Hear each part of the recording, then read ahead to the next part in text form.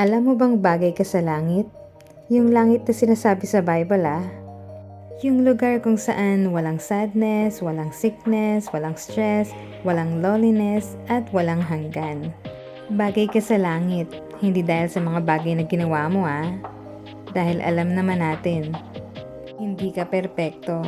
Wala namang perpektong tao. Lahat nakakagawa ng kasalanan. Wala namang hindi, di ba? Lahat nakasakit na ng kapwa. Sinadya man o hindi, lahat nagkaroon na ng kaaway o kagalit. Lahat tayo nakapagsinungaling na. Mapa white lies, pink lies, black lies, or kung anong kulay pa yan, it's still lying. Lahat nakakuha na ng bagay na hindi kanya. Mapamalaki o maliit na bagay pa yan, it's still stealing. Lahat nakapagmura na at nagamit na rin ang pangalan ni Lord in vain. At lahat tayo ay nagkaroon na ng bagay o taong minahal ng higit kaysa sa Diyos. Lahat ay nadungisan na ng kasalanan. Lahat tayo ay nagkasala. At kamatayan ang bayad sa kasalanan. Kamatayan para sa lahat ng nagkasala. Pero alam mo ba, may isang hindi pumayag na mapahamak ka. May isang lumaban para iligtas ka.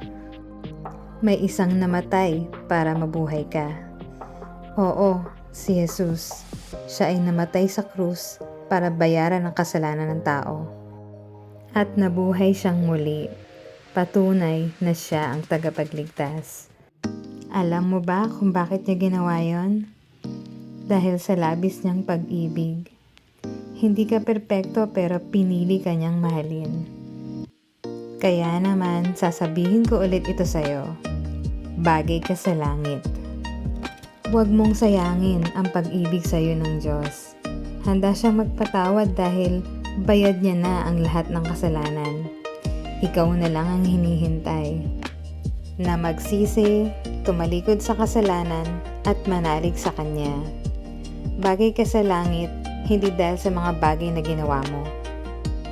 Bagay ka sa langit dahil sa ginawa ni Jesus para sa'yo.